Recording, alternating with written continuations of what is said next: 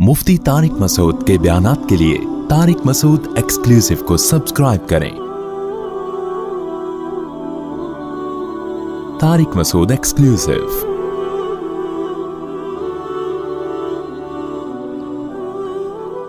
जब भी अल्लाह ताला कोई दावा करते हैं ना कि मैं ये करूंगा, और अल्लाह ये दावा किसके जरिए करते हैं? पैगंबरों के जरिए। अल्लाह ने इंसानों से जो बातें की हैं, देखो हम जब दुनिया में आए इस बात का इम्कान था कि हम मर के मिट्टी होके ख़त्म हो जाएं, हमारा हिसाब व किताब ना हो, इसका भी इम्कान था कि हो। तो हमें कैसे पता चलता? भाई जो जिंदा करेगा वो बताए कि मैं करूंगा, मेरे अंदर ताकत है दोबारा जिंदा करने की, लिहाजा मैं तुम्हें दोबारा जिंदा बोलो करूंगा।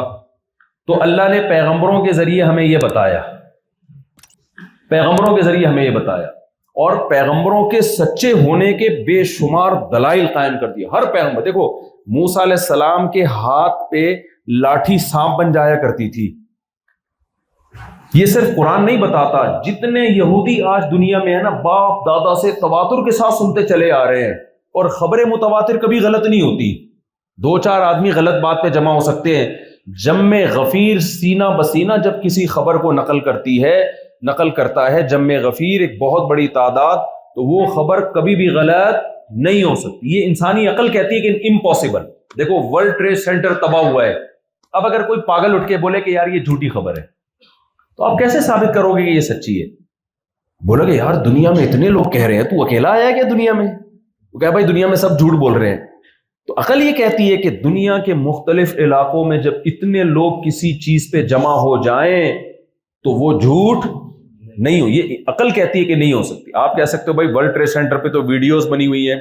भाई वर्ल्ड ट्रेड सेंटर से पहले आप देखो, जब वीडियो कैमरे नहीं थे, उस जमाने की खबरों पर भी लोग यकीन करते हैं कि नहीं करते? पहली जंगे अजीम हुई है, दुनिया के बहुत सारे ममालिक आपस में लड़े हैं। क्या आपने वीडियो देखी है? ये आपने हो सकता है फिल्में देखी हो, लेकिन वो तो अब बनी हुई है ना। उस जमाने में कौन कैमरे लेके बैठा हुआ था? इसके बावजूद पूरी दुनिया मानती है ना कि फर्स्ट वर्ल्ड वॉर और सेकंड वर्ल्ड वॉर हुई है। ऐसे ही पूरी दुनिया मानती है कि ईसा इब्ने मरियम दुनिया में आए हैं, मूसा कलीमुल्लाह दुनिया में आए हैं, मोहम्मद सल्लल्लाहु अलैहि वसल्लम दुनिया में आए हैं। ये तवातुर के साथ लाखों लोग सीना बसीना नकल करते चले आ रहे हैं। तो जो खबर मुख्तलिफ इलाकों में सीना बसीना चली आ रही होती है, वो कभी भी गलत नहीं होती, चाहे वो गैर मुस्लिम ही उसको नकल कर रहे हो। तो अल्लाह ताला ने वो लोग जिनको अल्लाह ने अपना नुमाइंदा बना के दुनिया में भेजा है, जिनको पैगंबर कहा जाता है, उन पैगंबरों के जरिए अल्लाह ने हमें ये बताया। क्या बताया? कि मैं तुम्हें मौत के बाद दोबारा जिंदगी दूंगा। एक दलील तो हमारे पास आ गई, सच्ची खबर। मुशरिकीन ने नबी सल्लल्लाहु अलैहि वसल्लम के मोजज़े देखे, मुशरिकीन ने नबी सल्लल्लाहु अलैहि वसल्लम को अपने सामने बड़ा होते देखा। सारी जिंदगी कभी आप सल्लल्लाहु अलैहि वसल्लम की जबान से झूठ नहीं निकला, उन्होंने अपनी आंखों से देखा। नबी सल्लल्लाहु अलैहि वसल्लम ने फरमाया, अगर मैं ये कहूं कि फला पहाड़ के पीछे से लश्कर हमला करने आ रहा है तुम्हारे ऊपर, यकीन कर लो कि बगैर देखे? उन्होंने कहा आप सादिक भी हैं और आप अमीन भी हैं, आप सच बोलते हैं, आप अमानतदार हैं, कभी हमने आपकी जबान से झूठ नहीं सुना। नजाशी ने जब हजरत जाफर तैयार को अपने सामने बिठाया, हिरकल ने जब हजरत अबू सुफियान को अपने सामने बिठाया, उस वक्त अबू सुफियान ने इस्लाम कबूल नहीं किया था। तो हिरकल बादशाह ने पूछा कि बताओ, जिस शख्स ने नबूवत का दावा किया है, क्या तुमने कभी उसकी जबान से झूठ सुना? उन्होंने कहा नहीं सुना, कभी हमने उसकी जबान से झूठ नहीं सुना। हिरकल ने कहा ये कैसे हो सकता है कि जिसने जिंदगी में कभी झूठ ना बोला हो, जब वो बोलने पर आए तो इतना बड़ा झूठ कि अपने आप को खुदा का पैगंबर कह दिया? ये कैसे हो सकता है? आपको पता है जो बड़े जुर्म करते हैं पहले छोटे छोटे, पहले कोई आदमी चप्पल चुराएगा, उसके बाद मस्जिद के पंखे चुराएगा, फिर उसके बाद घरों के गिलास और बर्तन चुराएगा, उसके बाद सदर बन अस्तगफिरुल्लाह, फिर उसके बाद वो आहिस्ता आहिस्ता चीजें चुराता है ना, होते होते बड़ा डाकू बनेगा। फिर वो बहुत टाइम लगता है यहां तक पहुंचने में। एकदम से कोई बड़ा जुर्म नहीं कर रहा होता। जो जिना करते हैं, आपका क्या ख्याल है, डायरेक्ट जाके जिना कर लेते हैं? पहले बदनजरी, फौज फिल्मों की आदत, स्टेप बाय स्टेप क्या करते हैं? बोलो, ऊपर जाते हैं। ایک دم سے بڑا جرم کرتے ہوئے انسان کہاں اٹھتا ہے، اس میں ہمت نہیں ہوتی ہے۔ تو اسی طرح میرے بھائی جو جھوٹے ہوتے ہیں وہ پہلے چھوٹا جھوٹ بچپن سے ٹوپیاں کرانا سیکھتے ہیں، جھوٹ بولنا سیکھتے ہیں، آہستہ آہستہ آہستہ آہستہ ان میں جھوٹ بولنے کی جو ضمیر ہے نا، جب بھی ہم کوئی گناہ کرتے ہیں نا ہمارا ضمیر ملامت کرتا ہے، ایک ہمیں چپیٹ لگاتا ہے کھینچ کے، وہ کیا کیا، اس چپیٹ کے اثرات اتنی زور سے پڑتے ہیں ہمارے اوپر کہ ہمیں بعض دفعہ نیندیں اڑ جاتی ہیں، یار میں نے کیا ہے۔ کوئی بھی گناہ ہوتا ہے نا انسان سے دل بے چین ہوتا ہے، حدیث میں آتا ہے سیاہ نقطہ لگ جاتا ہے، لیکن آپ اس چپیٹ کو کھا جاتے ہو اور توبہ نہیں کرتے، دوبارہ گناہ کرتے ہو تو ایک اور چپیٹ لگتا ہے، وہ تھوڑا سا محسوس کم ہوتا ہے، کیونکہ چپیٹ کھانے کی عادت ہوتے ہوتے ہوتے ہوتے پھر ضمیر آپ کو ملامت کرتے کرتے تھک جاتا ہے اور پھر ہم ڈھیڑ بن جاتے ہیں۔ تو دنیا میں اچانک بہت بڑا جرم نہیں ہوتا۔ تو رسول اللہ صلی اللہ علیہ وسلم کے بارے میں ہرقل نے جب ابو سفیان سے پوچھا کہ انہوں نے کبھی جھوٹ بولا تو ہرقل نے کہا کبھی زندگی میں جھوٹ نہیں بولا۔ تو ہرقل نے کہا یہ کیسے ممکن ہے کہ جس نے کبھی جھوٹ نہ بولا ہو اچانک اتنا بڑا جھوٹ بول دیا کہ اپنے آپ کو خدا کا پیغمبر کہہ دیا؟ یہ عقل میں آتا نہیں ہے، یہ عقل میں آنے والی بات نہیں ہے۔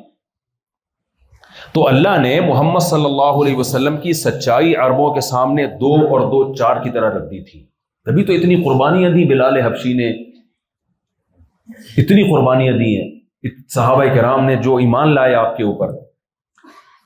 تو اب وہ جھوٹا کہنا ان کے لیے بہت مشکل، تو انہوں نے کیا کہا کہ بھائی ایک بات تو پائی گئی ہے، آپ دعویٰ کرتے ہو کہ ہم موت کے بعد دوبارہ زندگی ہوگی، لیکن یہ ممکن نہیں ہے۔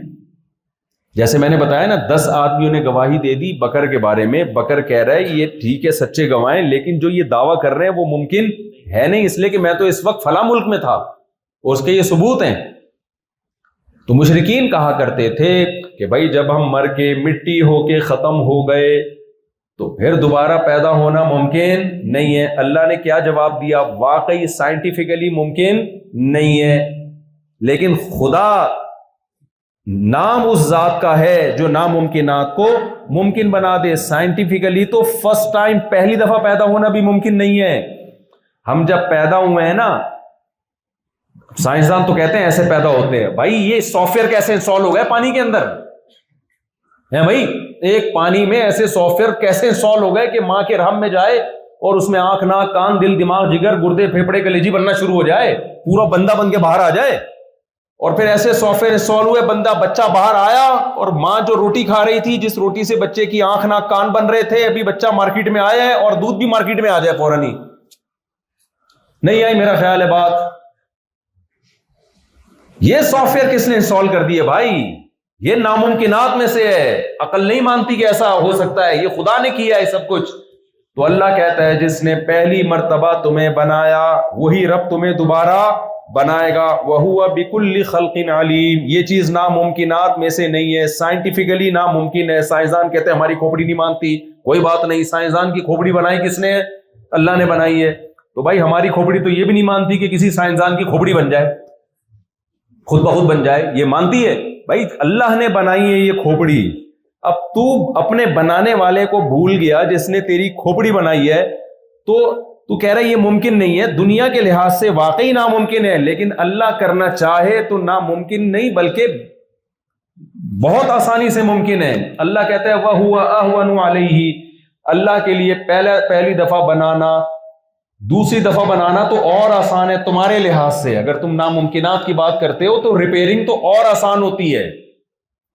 تو اس لیے میرے بھائی تو اب 2 دلیلوں سے ثابت ہو گیا، پیغمبروں سے بھی ثابت ہو گیا کہ ہم دوبارہ پیدا ہوں گے، اور جو جرح کی تھی مشرکین نے کہ یہ تو خبر ممکن ہی نہیں ہے، اللہ نے اس جرح کو بھی کیا کر دیا؟ دور کر دیا کہ نہیں بھائی یہ ممکن ہے، اللہ نے اس سے زیادہ آسان اس سے زیادہ مشکل کام کیے۔ تو اب مجھے ایک بات بتاؤ میرے بھائی، غیر مسلم ان دونوں باتوں پہ یقین نہیں کرتا، وجہ اس کی یہ کہ اس تک محمد صلی اللہ علیہ وسلم کا پیغام صحیح مضبوط طریقے سے پہنچ نہیں رہا ہے، کیونکہ مسلمان کی حرکتیں ٹھیک نہیں ہیں۔ مسلمان کی حرکتیں ٹھیک ہو تو غیر مسلم آپ کو دیکھے گا کہ یہ کمبخت اتنے اچھے بن کیسے گئے ہیں بھائی۔ ان کا بھی شراب پینے کا دل چاہتا ہے، نہیں پیتے یہ۔ ان کا بھی زنا کرنے کا دل چاہتا ہے، نہیں کرتے یہ زنا۔ ان کا بھی بوڑھے ماں باپ کو اولڈ ہاؤس میں جمع کرانے کا دل چاہتا ہے، مگر یہ نہیں کرتے. یہ جوان کو چھوڑ کر اپنے بوڑھے ماں باپ کی خدمت کو زیادہ فوکس کرتے ہیں. یہ کبھی جھوٹ نہیں بولتے، چاہے کروڑوں اربوں روپے کا ان کا نقصان ہو جائے. ان کا لباس بھی مہذب، یہ صفائی میں ہم سے آگے. تو بھائی یہ کیسے ہو گیا؟ تو آپ بتاؤ گے بھائی یہ خود بخود نہیں ہوتا، یہ کسی نے آ کے ہم کو سمجھایا ہے. اور وہ کون ہے سمجھانے والا ہے؟ محمد صلی اللہ علیہ وسلم. وہ میسنجر آف گاڈ ہیں، انہوں نے خدا کا پیغام ہم تک پہنچائی، یہ باتیں ہمیں بتائی ہیں. پھر غیر مسلم پوچھے گا کہ بھائی یہ باتیں محمد صلی اللہ علیہ وسلم نے تمہیں بتائی ہیں، اس کا مطلب وہ بہت بڑے اسکالر تھے 1400 سال پہلے. آج کے بڑے بڑے اسکالر ایسی باتیں لوگوں کو نہیں بتا رہے، تو 1400 سال پہلے کون سے اسکالر تھے جنہوں نے تمہیں ایسی باتیں بتا دی؟ آپ ان کو بتاؤ گے بھائی وہ ایسے اسکالر تھے کہ نہ لکھنا جانتے تھے اور نہ پڑھنا جانتے تھے. عرب کے بدوؤں میں وہ پیدا ہوئے جن میں تہذیب نام کی چیز نہیں تھی. عرب کے بدو ایسے لڑاکا تھے کہ گھوڑے کی دوڑ میں اگر کوئی کسی کا گھوڑا ہار گیا تو ذلت میں لامتناہی جنگیں شروع کر دیا کرتے تھے. وہ عورت پہ ایسا ظلم کیا کرتے تھے کہ بچیوں کو زندہ دفن کر دیا کرتے تھے. آج بھی وہ قبرستان مکہ میں موجود ہے، آپ اس غیر مسلم کو لے جا کے دکھا سکتے ہو. یہ وہ جگہ ہے جہاں بچیوں کو زندہ دفن کیا جاتا تھا، اتنی نفرت کی جاتی تھی بچیوں سے. وہ کون تھے بھائی جنہوں نے آواز اٹھائی؟ دیکھو بڑے بڑے اسکالر دنیا میں آئے ہیں، اتنی پاکیزہ تعلیمات اللہ کی قسم کوئی اسکالر دنیا میں نہیں لے کر آیا جو پاکیزہ تعلیمات محمد صلی اللہ علیہ وسلم نے دنیا کو دی ہیں. اور کیا کمال کی موٹیویشن ہے بھائی. آج اگر کوئی دنیا میں بہت بڑا اسکالر اٹھے جس کو آپ مانتے ہو، کوئی بہت بڑی یونیورسٹی سے فارغ ہو، لوگ کہتے ہیں یار یہ بڑا زبردست اسپیکر ہے، وہ کہتے کہ شراب چھوڑ دو، تو چھوڑیں گے لوگ؟ بولو نا. لوگ دنیا چھوڑ دیں گے، شراب نہیں چھوڑیں گے. بھائی یہ کون سی دعوت تھی 1400 سال پہلے؟ 1400 سال پہلے ایک عربی، ایک یتیم پیغمبر جو نہ لکھنا جانتے نہ پڑھنا جانتے، انہوں نے کہا شراب چھوڑ دو.